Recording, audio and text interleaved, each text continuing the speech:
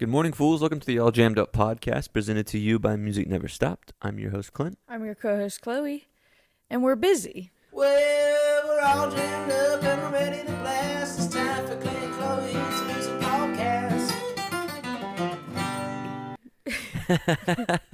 I didn't think of one beforehand, so I came up with it. We got a busy weekend ahead of us. We do. We're recording this Wednesday night. We're about to go see Dogs in a Pile. Then we're going to go see Dogs in a Pile again. Then we're going to go see Dogs in a Pile again. Again at Mental Awakening. At Mental Awakening, we have a few bands that'll be our first time seeing. I think like a majority of them for me personally. Ones I'm excited, Swerve. Yeah. Oh, we have seen Swerve, actually. At the Snosberry, the Psychedelic Circus. Oh, you're so right. Yeah, so we've seen Swerve. I'm Underground excited for Spring Tan. House. Underground is Spring House. That's a Florida band, I think. Is it? I think so. I think it's That's South fun. Florida. Oh, And- yeah, SoFlo. And then Big Something's on that too. I feel like I've seen them at a festival before. I've heard Air Show is good. We've seen Air Show When? before Billy in Nashville at that Acme Feed and Seed place. Oh my goodness, that was so recent too. Yeah. Yeah, they were fun. Okay, that's good. I know I like them then. And then Disco and Dogs are the two headliners. Yeah, I'm excited for Disco. So if you're listening to this, it's Thursday, maybe Friday. Go get your tickets to Mental Awakening. It's a fire lineup. It's cheap. They posted, I thought, the The schedule, schedule. it should be on there. I can't. I'll find it. But yeah, go get your tickets. They're like $50 for, maybe it's like 60 by now, but I mean, that's a great deal for all the bands that they have out there, and it's for a great cause too. Mm-hmm. And those guys are the shit. So if you are near Atlanta, Asheville, Knoxville, Atlanta, go into Mental Awakening this weekend. I'm looking at the like food truck that's gonna be there. Frazier's Meat and Market. Frazie's Meat I'm and gonna Market. have the meat sweats. Arby, they got like a roast Let me beef see it. sandwich with cheese sauce. They got some good ass looking Ooh, wings. The house. Smoked wings. Yeah, so there's going to be good food out there. Crawfish galore, I Crawfish hear. galore. They're- You've never even had a crawfish, right? I've had like crawfish etouffee. But never like break Never and like suck. a shuck 'em and suck 'em. Shuck 'em crawfish. and suck 'em. Yeah, I haven't had, but there was a little time period. I really like food, and so sometimes my algorithms get kind of specific. And there's a period in time where I was getting crawfish eating videos. Crawfish eating video. Crawfish eating videos. I told you sometimes I put on a little accidental Southern fake drawl. Southern accent for some reason. And then Sunday, we have Chords for Callum. I'm excited for that. That's gonna be so sick. Yeah, great lineup there. And there's also if you didn't listen to Monday's episode or didn't see it or anything, there's a silent auction too that goes through the weekend, maybe longer. But there's St. Augustine Billy tickets, one for each day. There's Halloween tickets. There's like a signed Trey Anastasio poster. Multiple posters from different artists, yeah. Leftover salmon tickets, infamous string duster tickets. And that all goes to a really great cause too. So we got Monday, we'll have a jam-packed episode for you. Tons of stuff to talk about full come review. Monday. But today on the podcast we have Jamie Hendrickson. He's in a few different Asheville projects. A really cool guy. Auspicious Golden Fish is his newest project. You probably saw it, the video on Instagram. There's a video of him playing in a field on Instagram, and I saw it everywhere. And when he got here the other day, I was like, oh, wait, I know you. Maybe he doesn't know me, but I knew he was. So a great interview there. On the back end today, we have a couple of new songs of the week since we forgot it last week. And maybe Chloe has some Celtic stuff for us. I have some Celtic stuff. And then that will wrap up the deep dive, which we'll get into that a little more in the back end. Yeah, I might have a little more the next week because I didn't know this was going to be the wrap up, but I think Monday's still technically March, so we should be good. I think it is. Yeah. Okay, good. All right, guys. Jamie Hendrickson. Honey, you're listening to some all jammed up. All righty. How do you say your last name, man? Hendrickson. Jamie Hendrickson from Is it Auspicious Goldfish? Is that say that? Auspicious Golden Fish. Golden. Is that your main project? Yeah, I mean it has become my main project, but I also have a band that I'm in with like several other people called Electrolust. Okay. And then I played for years with like the Fritz. Gotcha. That was like my main project from like college age. Okay. And that band still exists, but we play like once a year at this point. Mm-hmm. Just because everybody's doing different things. Being adults. No, just still music. Okay. Everybody's their drummer is tours full time with Fireside Collective, which is like nice. Amazing bluegrass, funk, psychedelic. Yeah, you And guys then- have Tommy playing with you on a show Yeah, soon, right? yeah, I love Tommy. Yeah, he's a man. He's great. So he played with us on New Year's and at the Gray Eagle, and it was so fun. So he's doing this late night show with us. Mm-hmm. That's after Goose, right? It's after Goose, April 10th. That's my birthday. Is it really? I turned 30. 30? Yeah. Damn. Okay, well, come to the show. I'll put you on the guest list, of course. We're doing Goose, and then we'll shoot right over there. Yeah, I think there's like a lot going on that night after parties. I would think it's a Friday night in Asheville, and it's a sold-out show. Yeah, I think Sons of Stars is playing at One World downtown as well. Okay. I realized while doing research on you yesterday, I've seen a video of you before. That video of you guys playing in the field. Oh, okay. I was like, I've seen that video so many times on Instagram. That's great. And then as soon as I like looked up, I was like, oh, it's that guy. Yeah. The song's called Koshi. Koshi. How hard was it to get it to sound that good outside? It was challenging, but not hard because I had the incredible Matt Buck, engineer, and we rented some really great equipment from friends and Pisca Sound, and we had electricity out there, and we planned. It was well planned. Yeah. And we want to just like go into a beautiful place where it's just like, and the weather worked out really nice, and have it like a studio, like studio quality recording. But just be like out in nature and not be in a studio, because sometimes in a studio it's just so sterile and uncomfortable and there's no windows.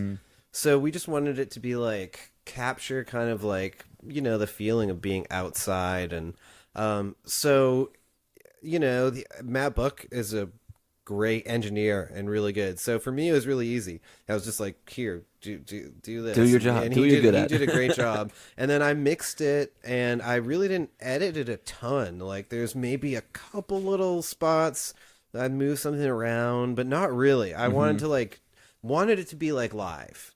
I wanted it to be like the best sound quality I could get up on top of the mountain there. But still like a live performance. So he did a great job, and it's really easy to mix. Yeah, and you guys are all like standing on your own like platforms. Yeah. What is the purpose of that? Well, it was just like because it was uneven ground. Okay, so just to keep everyone level. Yeah, so when we got there, Matt Buck, again, I couldn't do it without him. He's like, I have some staging in my van. He's like, this is going to be a lot easier, because like we were trying to like set up the drums on a carpet, and it was like, so he's like, why don't we just build little platforms? It was like improvised, basically. When we got out there, we figured it out like that day, and then we had our like little, spots, and it was cool. It was really fun. And then the weather just worked out where it was like beautiful, like a beautiful sunset, and it was really fun. Yeah, so everybody who just heard us talk about this video you may have not seen, it's called Koshi. It's on YouTube. It'll make a lot more sense if you go check it out. Yeah, and we recorded 6 songs as the sun. We started with the sun high in the sky and like flew a drone around. Also, Fiasco Media filmed it. My friend Stefan and Dave. They couldn't have done it without them too. They were so good. So I didn't have to really worry about the production part of it. I just got to like vibe out and play, which made it so much nicer. And we had like nice catering things set up, so it was like kind of a hang. And we did 6 songs. So we started when it was really sunny and warm, and then it like the sun slowly sets, and the last song it's like dark. So I've released 3 of them. Okay. And I have 3 more that I've been slowly editing myself, and they're going to come out in the next few months. And that's the Auspicious Golden Fish project.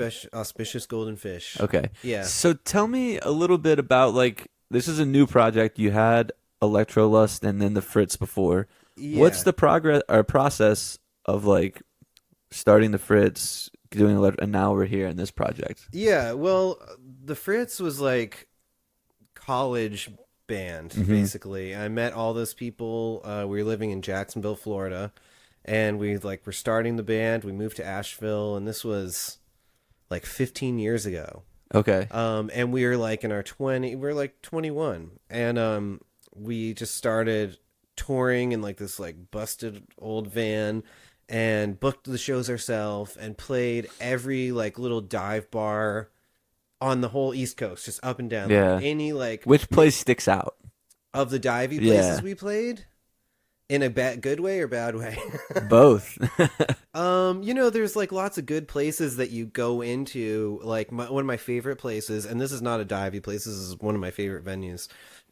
Like there'd be places like the Charleston Pour House. I knew you were gonna say that. I don't know why I was thinking I of that love one. that place, and the people that run it are amazing. And they saw our little, dinky band, and they're like, "Hey, there's something here. There's something here to this band." So they came and they would have us play and open for people, and they like helped us build the market to where we eventually like played there New Year's Eve and sold the place out. And Nice. it took a long time to be able to do that.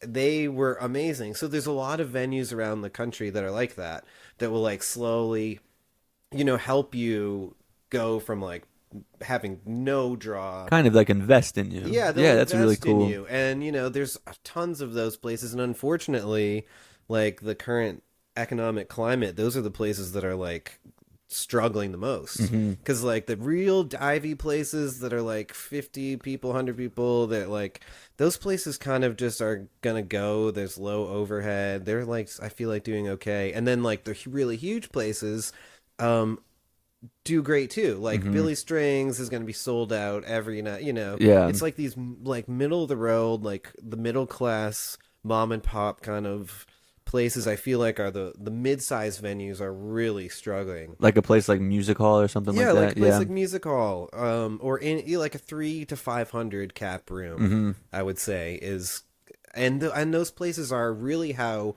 bands like cut their teeth. And like I worry about all these kids in like their 20s that are trying to get it going and like build a market, and like I don't know if that exists in the same way. Do you as see it it did. for doing it? Someone who's been doing it for like 15 years. Does it seem to you just like harder and harder and less feasible? Like, Yeah. yeah, Definitely. Everything's way more expensive. It's the same with the whole economy in general. Yeah. Like interest rates are like 7%. It's like, it's just a hard thing. But then also I go think capitalism. yeah, there's like, I think it has to do with maybe like COVID, a generation. I feel like there was, when I was like college aged, everyone at my age was like, on the weekends we just went out to see a band, and we didn't know if there was a band coming into town that we didn't know, like playing at the One Stop, for instance. It'd be like, oh well, we're gonna go to the One Stop and check out this band. They're a funk band from Ohio. Let's go watch. Now I think it's that age demographic of that culture is like kind of older. Maybe they have kids. And the young kids, maybe like COVID made them more comfortable to be At home. to not leave their house. I think people like the younger generation's drinking less too. Yeah. Which I keep hearing that, and it's like I resonate with these because I lived in Richmond like right when I got out of college, and I lived like right next to the Broadberry. Okay. So yeah. Good, perfect example. it's like whoever's playing there tonight, we don't really care. We're gonna go get drunk and dance. Yeah. And now it's like if people are okay with staying home, people are making less money. Yeah, that has a huge thing to do So with it's it all too. kind of like tied into it, which is a real shame. Yeah. It is. It's I don't know. Like I think it's a harder time than ever to be a musician, definitely, but also just to be like a functioning adult in America, like living your life. It's like it's a tough time. Yeah, for sure. Bernie Sanders or something. I don't know. No, I get it. It's frustrating. It's frustrating. So, I think like as far as being a musician, you just have to like really love what you're doing. Or Now, else do it's you bad. are you just a full-time musician or Yeah. okay? I'm a full-time musician. Yeah. So you kind of had years of like cutting your teeth, and now I would imagine you're kind of a little more established in what you're doing. It's probably easier for you. Is that correct? Yeah, I mean, I'm more established. I have a network. Mm-hmm. So, like, I just got back from Key West, playing with Electrolust Okay. for a 3-day thing. So I've been doing that for like 10 years, and it's not the most like profitable thing, but it's just like stuff like that. I have stuff that I do like every year, And it's like a vacation you get paid for. Yeah, yeah, exactly. But it's just something I've had relationships with these people. Like, that's just an example where I've known them for like a decade at this point. So I have so many people like around the country and places where I just kind of I've built a relationship for a while. So same thing like with like festivals or stuff local. When opportunities come up, it's like my friends that I've had relationships for a while that will like hit me up and say, "Hey, do you have something for this?" But that's just because I'm old. Yeah. And I've been doing it for a long time. And I've, like also do tons of freelance musician work where people hire me to do all kinds of things. And I'll like mixing and like mastering, that kind of yeah, stuff. and just going out, play jazz. I'll play wedding gigs. I'll play like a corporate gig. I'll play like, any and all gigs to keep my calendar full. Like every Thursday, Friday, Saturday, Sunday, I pretty much have to have something, Tell me about a corporate gig vibe. It's usually 90% of the time the worst vibe ever. Yeah. Yeah. Does it go from like this, like everyone kind of quiet and uncomfortable to just like everybody's drunk? At best, I have played some corporate things that have been actually like awesome. Like I just played this corporate, like it was like a corporate Christmas party, I guess, downtown Asheville, and it was this like, I don't even know, like a medical supplier or something. And they had flown all the people here to have like a week in Asheville, and here like the last night, and it was like a killing band of a bunch of amazing local musicians. And these people were raging, and it was super fun. Yeah. They had like crazy production. They really went all out. And I've played some like that, and then some are just like, imagine like it's like a wedding gig. Only weddings, at least like these are all like best friends with each other, and they're like drinking heavily, and it's like There's no shame to it. or it's like they're wanting to have fun, but it's like the corporate thing. It's like a wedding gig, but no one knows each other. It's very awkward. They're trying to be professional. Everyone's there like because they're getting paid to be. I've been like the worst ones ever. Like painful. But it's like it's just how you look at it, and I'm usually doing it with friends. So like we keep a positive attitude. Do you like cater the set list like a little differently? No, just play the classic songs. Yeah, and there's a repertoire of like, the classic songs like Bruno Mars and songs you would just not want to hear or play. But I will say also learning to like do all those gigs and be able to be called, like sometimes there's this group in Atlanta, or like there's a company where they'll call freelance musicians and put bands together. And I'll like get called and I'll show up and it'll just be like random musicians I've never met before, but just like incredibly like killing musicians.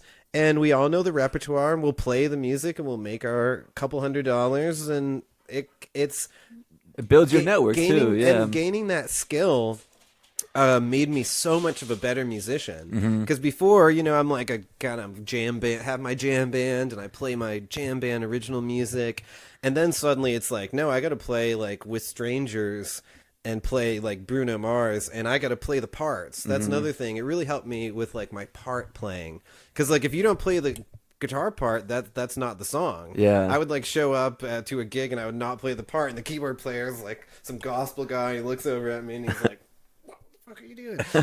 It like I'm like, oh, I better learn the part. What was your like gateway into the jam scene? Like, what were you listening to that kind of brought you into this world? I grew up in upstate New York, and it's a bunch of hippies. And when I was like in high school, I guess I was in high school. Basically, the band was like Fish. Yeah. In upstate New York, the only band that people went to see was like Fish. It was like, oh, we're going to see a concert. It's going to be Fish. Yeah. And then, there were like other great bands up there. There's a band, Strange Folk. Moe was a great band. But it was pretty much Fish. And I went to see Fish, like classic, 17 years old, took mushrooms in the parking lot. Like, classic cliche Fish time. And I went, and it was at the Worcester Centrum. And I had already liked I'd already loved like Pink Floyd and all the classic rock, Jimi Hendrix, and I loved jazz and blues. I love B.B. King. But Fish came out, and if you know Fish, they opened with the song "You Enjoy Myself," and it's like kind of like one of their most epic songs. And they're jumping on trampolines, it's like a whole thing. If you is that show that was your first Fish show? That was my first Fish show. It was my first. I liked them. I'd heard them, but I went to that show. And they opened with "You Enjoy Myself," and I was a little kid, 17, and I was like all scared because it seemed like everyone was like part of the secret club, or like everyone seemed so much older than me too. And I was like getting scared vibes. And I'm sitting and I'm not in my seat, and I was like, oh, it was a whole thing. And then they come out and start playing, and it was like, yeah, the greatest live music experience. Like, it was the best. Has that been beat? Is that so you're like no, nothing beats your like virgin sort of like. Yeah, it was like mind blowing. I'd never been in an arena before. Like, the arena goes like, and then Trey's like, we're seeing Fish for the first time this summer. Okay. Still haven't seen Fish. Oh yeah, I mean it's great, and I still see them with my friends. We go, like, I try to go once every summer, and we'll get like a beach house, and it's great. I love them. But now, like, it's I don't know. There's something about being like a teenager and like having your mind just like blown. So, but I always loved, to get back to your question, like I always loved jamming with my friends when I was a musician from like being as a little kid. So I was just kind of drawn to like smoking weed and playing an hour-long song with your friends. So I was like a natural. It was a natural path. And jazz, I love jazz, and still to this day, I love jazz and improvisation, and it's all like in the same. It's the same. Now, do your songs have lyrics? No. Okay. Auspicious Golden Fish is. So the Fritz always had lyrics, and I wrote lyrics and wrote most of the music, not all the music for that band, and then so. That band played and toured, and then during COVID, we kind of stopped playing. And then kind of tying into, like, the corporate wedding gig stuff, I did a wedding gig, and with some of the people from Electrolust, and I played all the parts, because by then I was like, I'm playing all the parts to the song. And they, like... We got done this gig, and they were in their mind like thinking about starting this band. And I don't know if you know Lee and Mary Allen. They played I don't think so. They played for years in Yo Mama's Big Fat Booty Band. Okay. They're just an amazing couple, brilliant artists, and drummer, keyboard player, singer. But they're doing this gig, and they're like, we're thinking of starting this band. And I think they were like, this guy like is playing all the parts, and they wanted someone that like would play the parts to songs. So they were like, hey, during COVID, we can't really play any gigs. We're like playing these wedding gigs. We're like just scrounging around, and we started playing at Burial downtown, which is like outside. You could be socially distanced. And we started playing every Sunday at Burial Brewing downtown. Nice. On that stage. And then, so that band started from doing that. And that was really like their band. And I kind of now have like joined. And now it's like more of a collaborative thing. They're definitely still like, it's their vision. And I just try to like, help as much as I can. We co-write stuff together. Yeah. But they had a vision from the beginning. They had an idea of what they wanted it to be. But I'm just also like obsessed with writing. I have so much music that I have like my hard drive's full of music. And so I started it's like a whole long journey of starting Auspicious. But yeah, basically it's instrumental and it's just me. It's like whatever I sound like, for good or bad. That is like what And comes down. did I read that the band kind of like you don't keep the same guys in the band? It kind of rotates. Yeah, yeah. Each person, like for the video, I had on drums this great young jazz player from Asheville. Well, he's actually from Chicago. Then I think he went to school in Miami, but he lives in Asheville now, and he's like in his maybe late 20s. What's his And name? His name's Joe Enright, Okay. and he's an incredible jazz player, and he plays everything, but incredible jazz player. So I had him on drums, but then since I've had different drummers. Patrick Armitage is done drums, so he's played with tons of people. He played with John Stickley for years. He's great. Yeah, it's kind of like, You had Jonathan Lloyd on percussion too? yeah, he's kind of a person I try to have every time because I've never met that dude. I haven't been to the Monday mashup, but every time I hear about him, people only have great things to say about him. he's one of my best friends in the world, and yeah, he does the Monday night mashup at One World. Shouts out One World West. Yeah. And it's so good, and he curates it and he puts so much love into it, and it's different every Monday, and he plays trombone and percussion. With Auspicious, he does play trombone a little bit, but mostly percussion. Yeah. And then Ben Bjorley, who's like an Asheville legend. He's from Charlotte, but he's been in Asheville for a while. He plays bass, and he's like, other people have played bass in it. I've only done a handful of gigs, really, and other people have played bass in it, but he's like my favorite bass player in the world, period. He's brilliant. He's so good. So it fluctuates, because I've just been doing it for so long, and I've learned like keeping a band of the same people is maybe sometimes not the easiest. Yeah. And sometimes not musically the most fulfilling. And it's like being married to, 4 other people, and then it's like, I find it best to be like, it's not really in this particular band, in this particular project, it's not really like a collaborative. It's a collaborative, like when we play together, we all listen and improvise and stuff, but it's more like this is the music and here's the part and play it, but I get the people who I know I can trust to like bring their personality into it and make it way better than like, I'll give Ben my bass part and it's good and he plays the part, but then he breathes his whole like, it just sounds like him. It's his personality is in it, and he's just so brilliant. And same thing with like, if you watch the video that we were talking about, Joe Enright on drums, I give him my like basic idea, and I'll use like, I don't know if you know what splice is.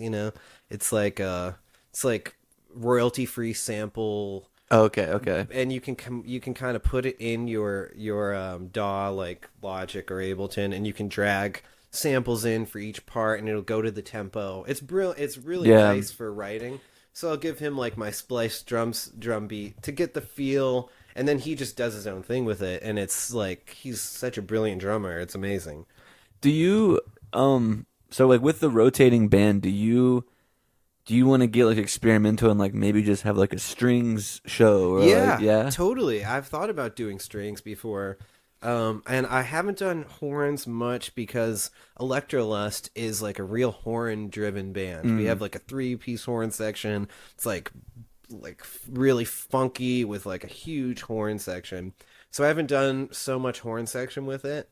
But strings would be amazing. And do you do a lot of like your own songs, or is it kind of like, hey, this is the song, but we're just gonna take off and like whatever happens happens? Is that kind of more the vibe you're going for? It's like kind of more of it's like a classic jam band where it's like we have the song, and then we have like the jam will go into like we know kind of the tempo and the key that it's gonna be, and then it can go all over the place, and then it comes back to, like an ending lick or, it's composed. And also I'm running tracks with Ableton. So that's another crucial part of it. I'm playing like there's a lot of other guitar parts. So there's like multiple guitar parts and multiple key parts, and so it's like it has a click. So I'm hearing a click. Yeah. So like we can't really.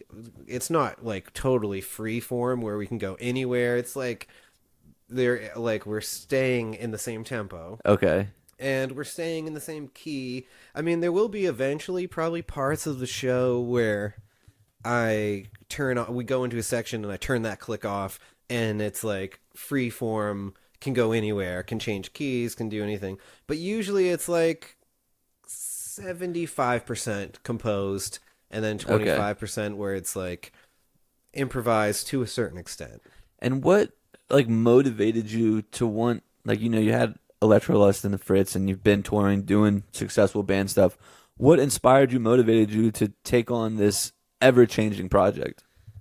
It's just what I wanted to play, I guess. Yeah. Like, and I love That's a good answer. I love Electrolust. It's great, and I get so much out of that. And they're some of my best friends, and the band is great. But I'm also just like obsessed with. I have more output than like I need, and I kind of need my own thing to obsess over. Yeah. And I love doing the Fritz, but I kind of had like felt enough, like I'd put enough energy into that style of like kind of like funk soul singing music, and you know we still will play every once in a while, and I'm still like the singer Datrian Johnson. I play with. Oh, he's in the band with you? Okay. Yeah, I play with him all the time, and I'm still good friends with him.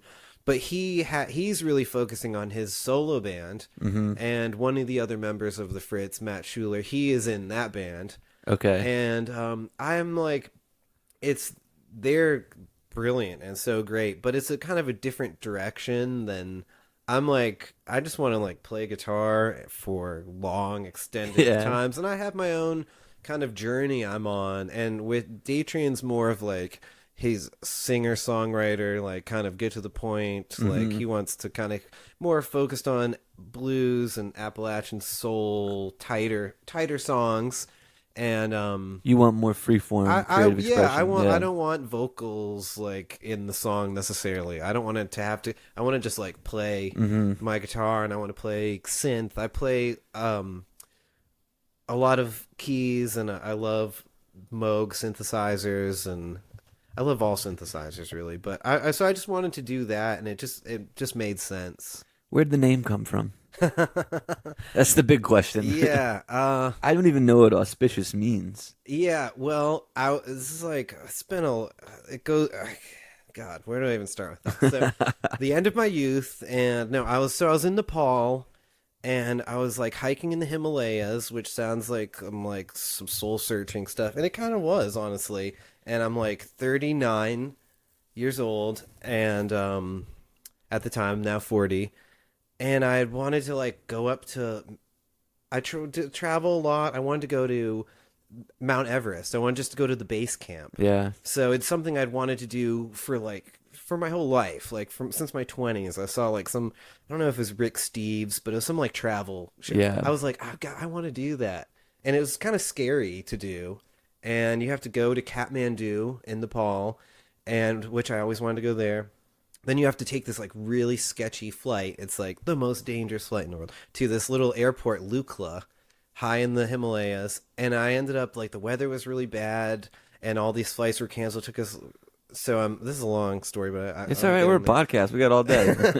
So until finally we like got this helicopter to take us, and we waited three days. Like we actually got in the helicopter once, and they're like, okay, we're going to go. And then we're like, nope, we're not going. Unpacked everything, drove us back to the hotel. And then finally, so we like go up there, and I'm like thinking a lot about like mortality and like the end of my youth and like existential dread. And so, and I'm hiking through the Himalayas, and we're hiking, and it's like 10 days to walk to get there. And it's like you're going through all this stuff. And I was also I'd been starting this new project. I've been writing the music for it. I didn't know what it was called. I had no idea, like, anything about it. It, like, really, last February was when so it's been going, like, a year, basically, since I actually played a show. And I didn't even really put out the first music. I played the show a year ago. The first music came out, like, last September, I think. So, but I'd been, like, working on it. I've been thinking about it, and this whole, like, theme of, like, existential dread, maybe. So, I'm like walking this thing, and I like stop in this like I'm like high up. There's like yaks everywhere, and just saw this like there's prayer flags, and on one of the prayer flags, it's a auspicious golden fish, happiness through fearlessness, swimming in the ocean of samsara, and I was just like, oh fuck, like. Damn, that was like really resonated. And I didn't think, but immediately like that's the band. But I kind of was like, that's like It just stuck that's with you. like the answer that I'm like that resonated with me. Of like, and then I got and I'm not I along the way we were stopping in like these monasteries and stuff, and I really appreciate Buddhism. I think they are maybe like the closest to what's really going on as far as religion goes.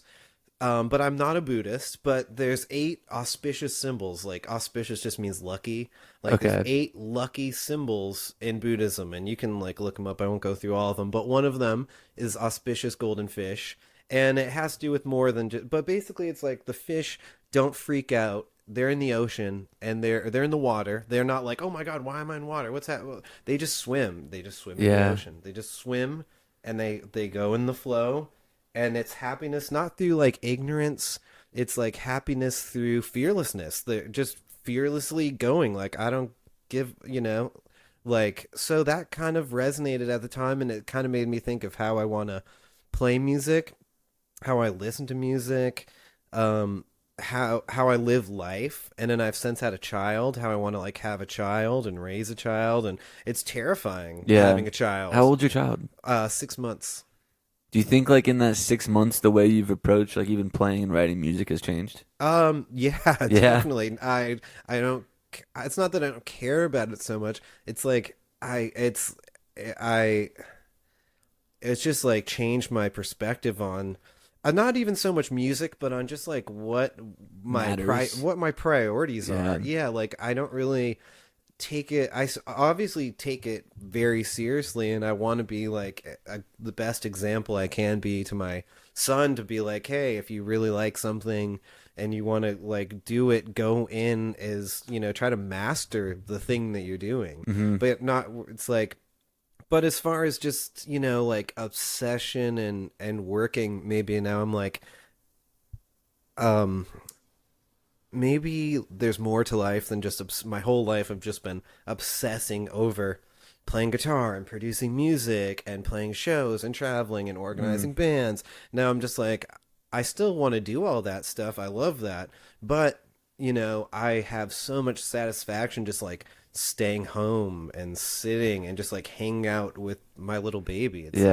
It's so, That's got to be such a exciting feeling too. Like, you're enjoying spending time with this baby who can't even do anything. Like, imagine when you can't. Like, you can play music with him. You can show him like records. Like, it's gonna be mind blowing. Yeah, it already is. Like, everything is mind blowing. And I was just out of town for 5 days, which was the longest I've been gone since I've had him. And I can't come back, and I can already tell he's like looks different. And I'm like, that's another thing. I don't want to miss any more time. And I've always like traveled and toured and like played my whole adult life, and now I'm like, I'm gonna always be putting out music and always playing shows, but life is short, and I'm on the back end of life, and maybe I'll live 200, but probably not. So it's like life is goes by fast. So, and I'm gonna always be an artist and make music, but also it's like the thing that really makes life worth living is like relationships and family and love.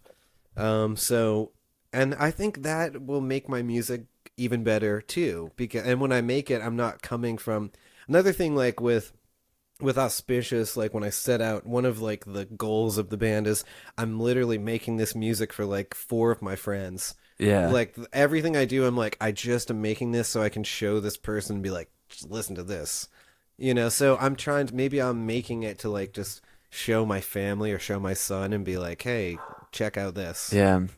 You've kind of alluded like over the last few minutes of this conversation, like I'm getting old and like this fear and like existential crisis and all this. But at the same time, you sound really excited about like this new journey that you have now and like a very positive outlook on it. Yeah. Well, I'm really lucky. I'm so lucky with my life, how it's worked out. The people that I've met and the relationships that I've built, like with musicians that I play with, everyone that's like in Electrolust or in my band now, and even the Fritz, like I'm have been really fortunate to just like be surrounded by incredible people, and I love my city of Asheville. Same thing, like I have a network of people here that like enable me to live a really nice life. Yeah. So no, it was good before too, but it's something about, I don't know, how old are you? Turn 30 in a few weeks. Yeah, so turning 30 is like a little bit of it. I remember turning 30 and being like, oh shit, like time is going by fast. And then for like 40, there's something about turning 40 that's like a little and having a child coincide. Is that your first child? Yeah. Okay. Because I always sometimes like, I think I want a kid, but then I'm like, not anytime soon. I think 40 is a great time. Yeah. To have. I think too, like having a kid at that age, because like right now, like I'm young. I feel like I keep myself young, but maybe in 10 years I won't. But then you have a kid, and it's like the kid will keep me young. The kid keeps me doing things like.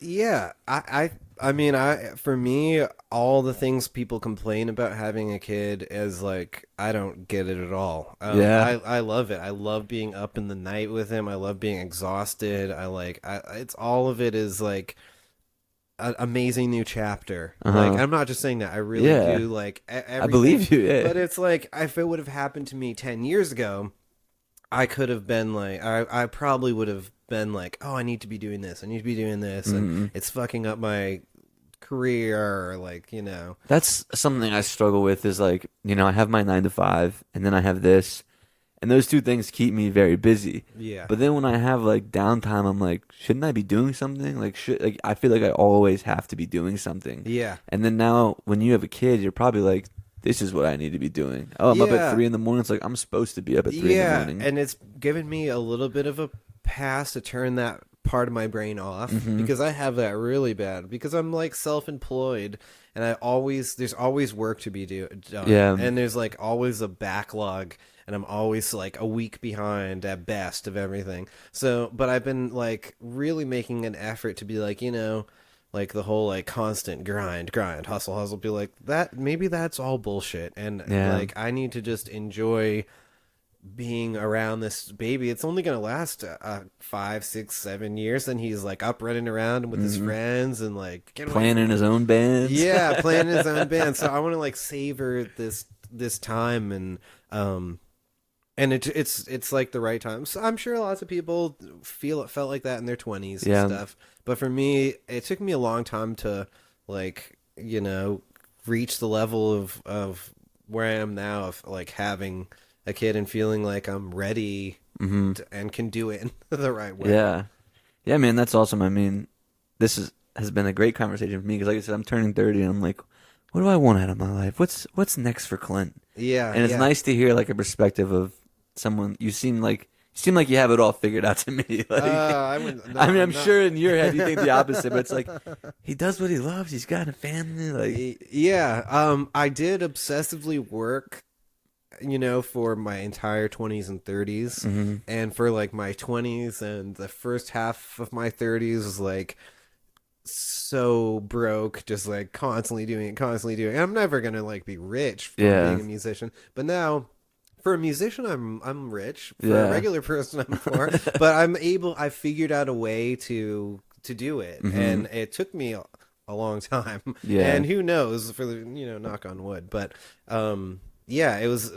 I don't know if I'd recommend that path to people, other than unless you love to do it. Because if you love to do it, then those times of being like very broke and struggling, it's worth it because you're on a path. I saw that you recently went to Peru too, and you just told the story about Mount Everest. What do you think it is about traveling that kind of just like unlocks this creativity for you? I think it gives you a great perspective on where you live and what you're doing to leave. So it's like if I whenever I go somewhere like and put myself in a totally different situation, out of my element, and then I come back, I always look at Asheville totally differently, and I look at like how the music I'm making totally differently. It just like, and I always saw that through touring and stuff, because I've always traveled a lot. Even as just like touring in a van all around the country, and I'd be in like some city and then come back, and it just changes your perspective. Like you can understand so much more about your culture by going to another culture. Like go to Japan, like go to Tokyo, and then come back and go to New York City, and just like you'd be like, wow, I really understand America way more than I did before.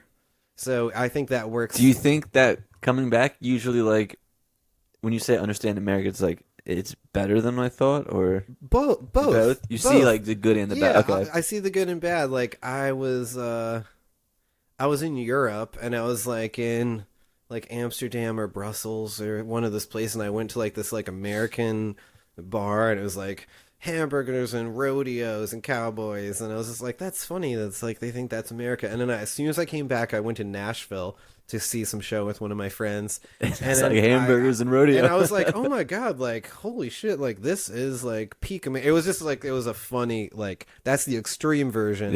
But like I'll be at Buc-ee's on the way, and I'm just like disgusted by America. It's capitalism at its finest, baby. But then I'll be at Robert's Western World in Nashville, right on like and I'll be like, man, I fucking love America. I love like listening to like slide guitar player in Robert's Western World, drinking Bud Light, and like have like they'll sell you like a bologna sandwich and a shot of whiskey and like a PBR for $5. It's probably up now, but maybe it's $10.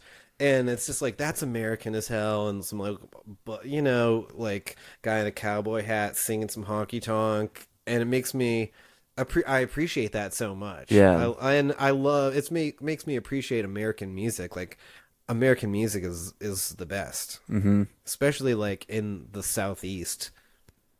I love the music of the Southeast, and like could go on and on about North Carolina guitar players.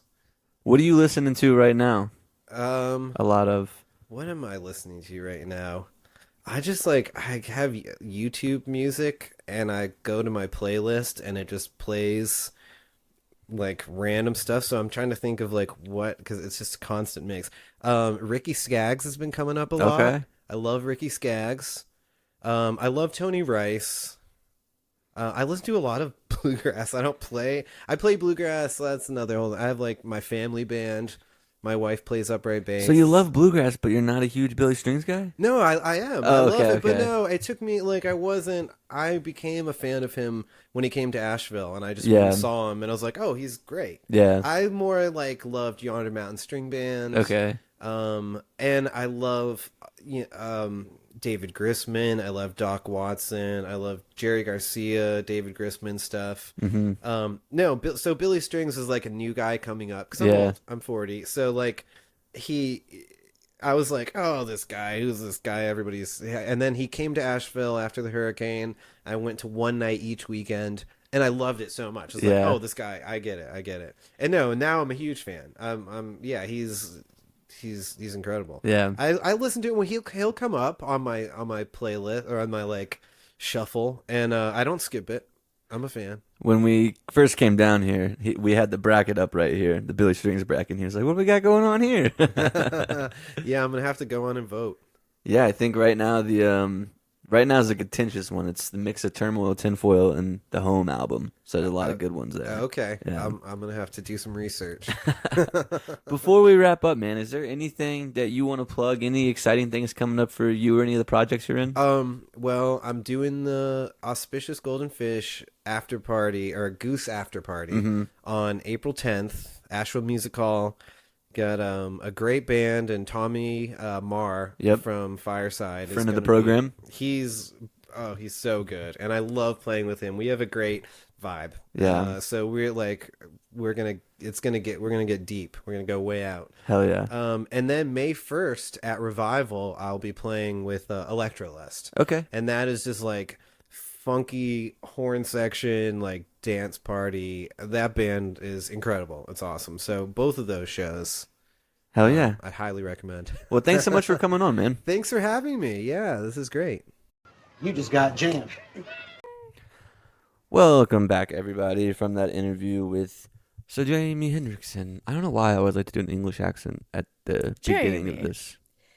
Jeremy, at the beginning of the back half? Yeah, the I thought you just outro. meant with the name Jeremy, but... No, I always just go into an English accent for some reason. You like to mock me. You don't even have a real British accent. No, I went super southern not too long ago. You're not even a real southerner like me. I was as south as I come from. Florida is not the South. I will Florida's say. a whole different country. Florida is not the South. Florida is its own entity entirely. It is. So I agree. You're more southern than me, but I'm more Floridian than you. Which hurts more? Well, no, my dad's from Florida, So? so that makes me more Floridian than you. No, it doesn't. Yeah, it does. No, it doesn't. You were an invader into Florida. For 19 years. That's squatters' rights at that point. Whatever, dude. Whatever you say. So should we do songs of the week first?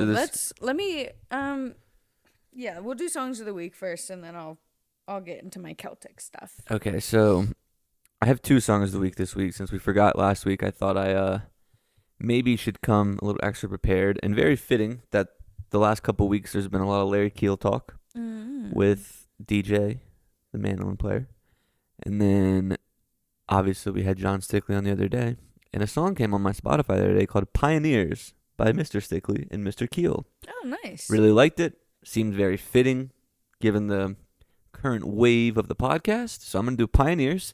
And then there's also another song, Hot Buttered Rum. Okay.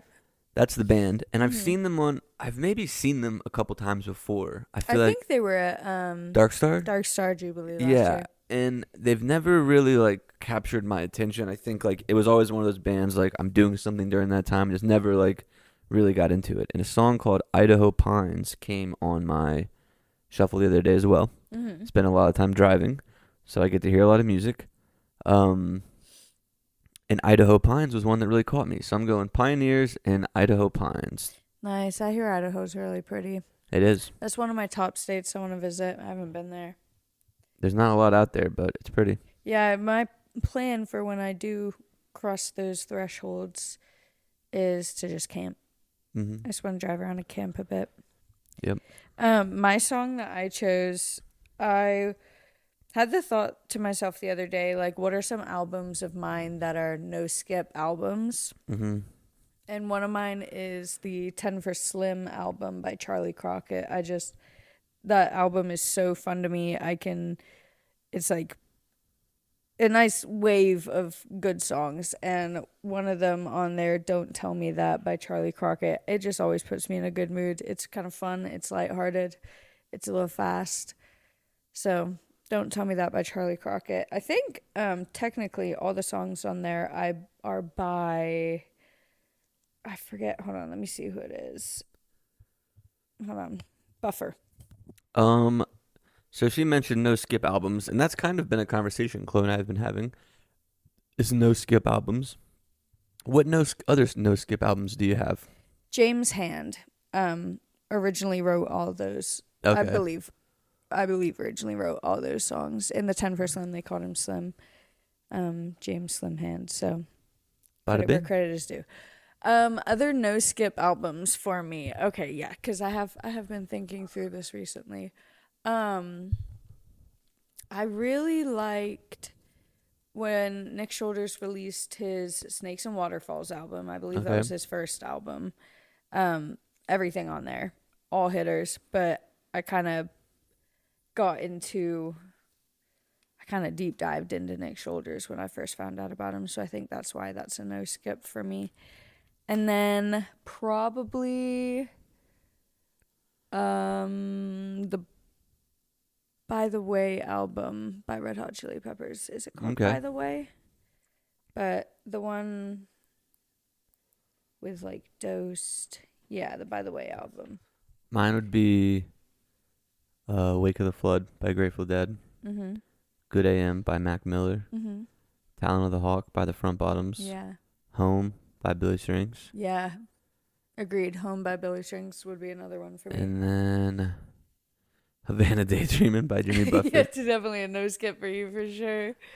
That's 5 right there. I'm trying to like look at our albums that we have up there. I think probably another one for me is Stadium Arcadium by Red Hot Chili Peppers.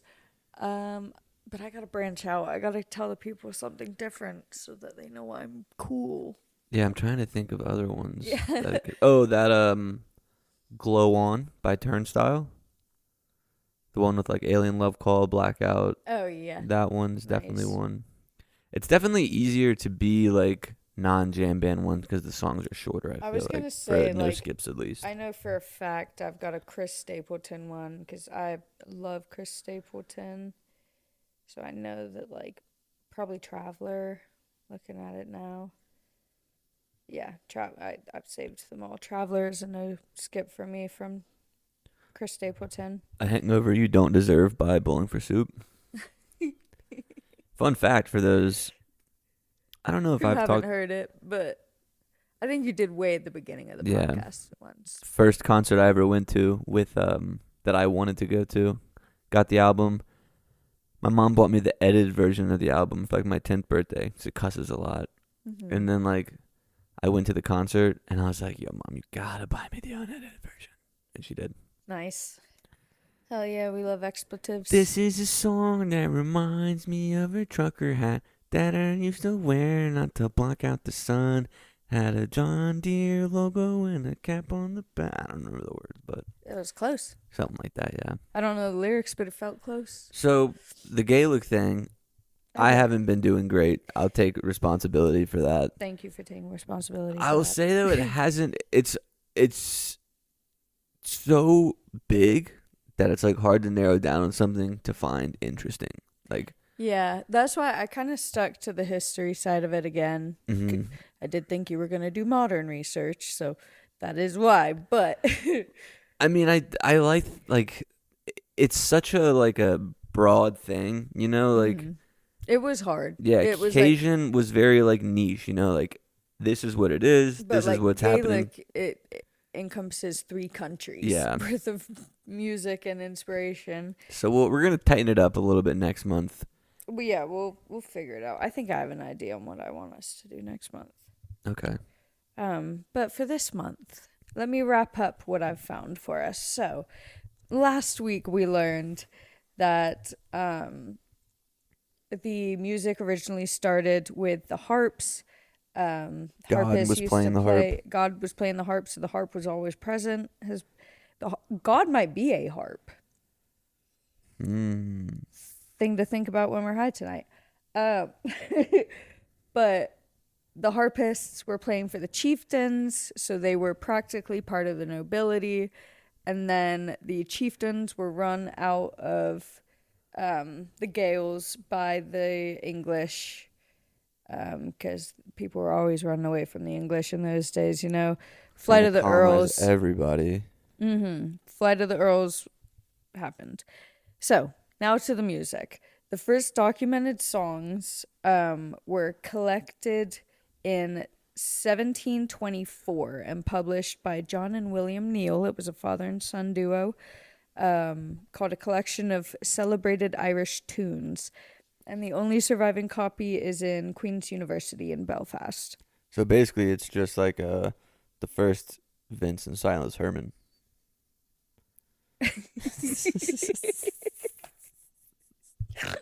Oh, good snort.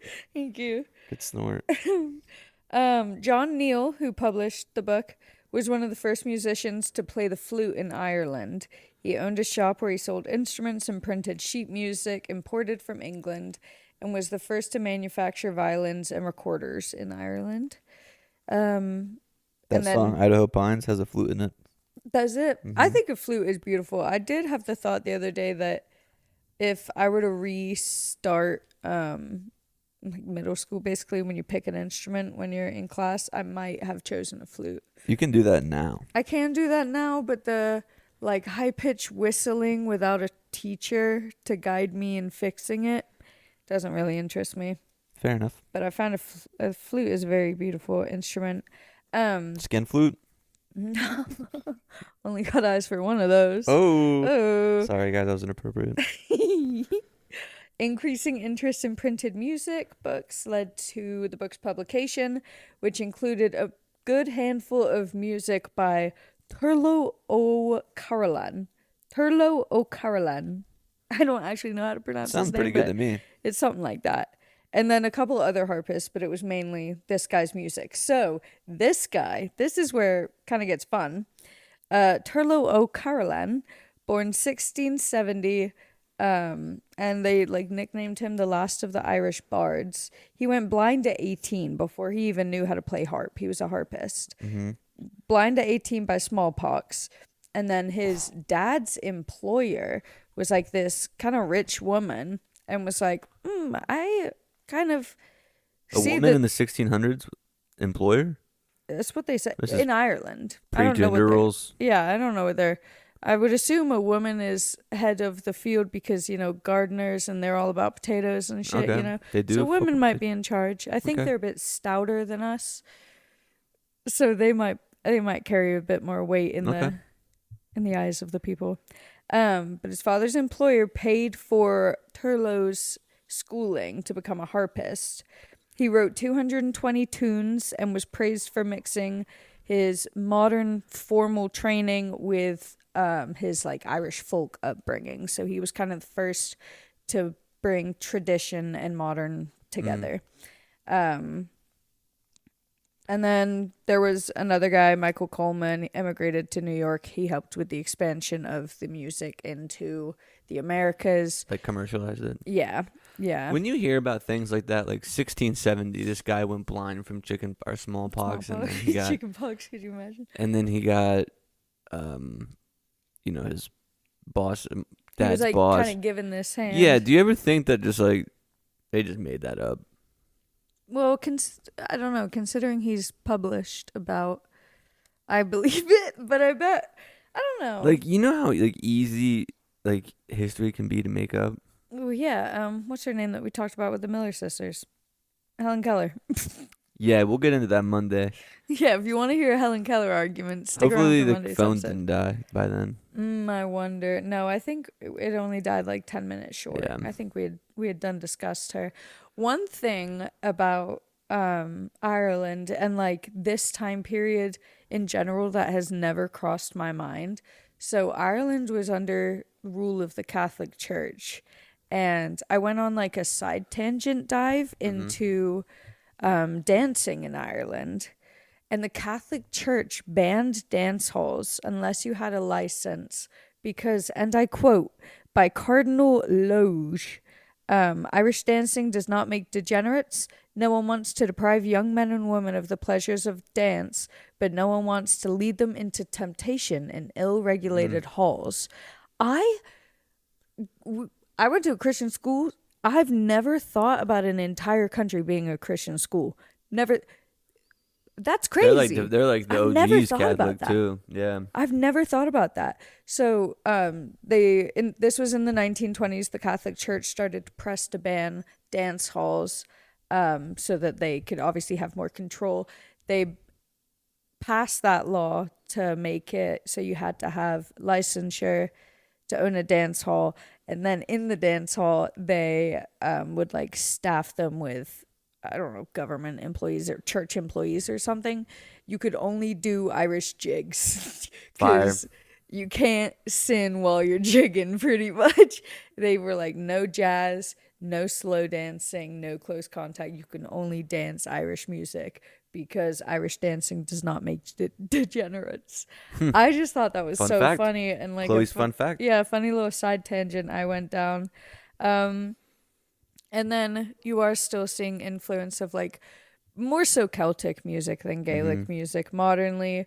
Dropkick Murphys are a Irish American band, and Sinead O'Connor all use like traditional, I've heard of them. all use kind of traditional Celtic Gaelic elements in their modern music. So that is There you where have it. I did my best.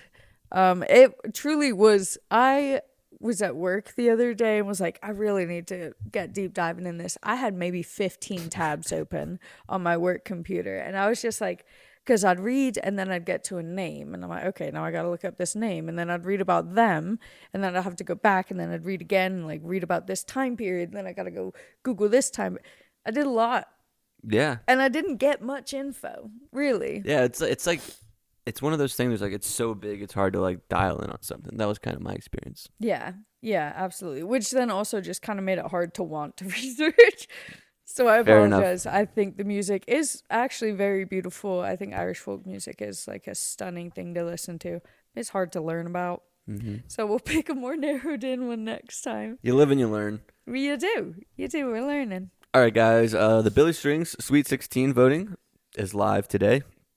It'll be on there about noon, and then I'll probably do the next round on Friday. So keep an eye out for that. We'll be back on Monday with a full recap of our busy weekend. And we hope you guys have a great weekend. See you again on Monday. And remember, wherever you are right now is exactly where you're supposed to be. Well, all jammed up, hey, that's where it's going down. Best damn pot in this old Asheville town. More than enough old stories to go around. And I'm all jammed up right now. Yes, I'm all jammed up right now.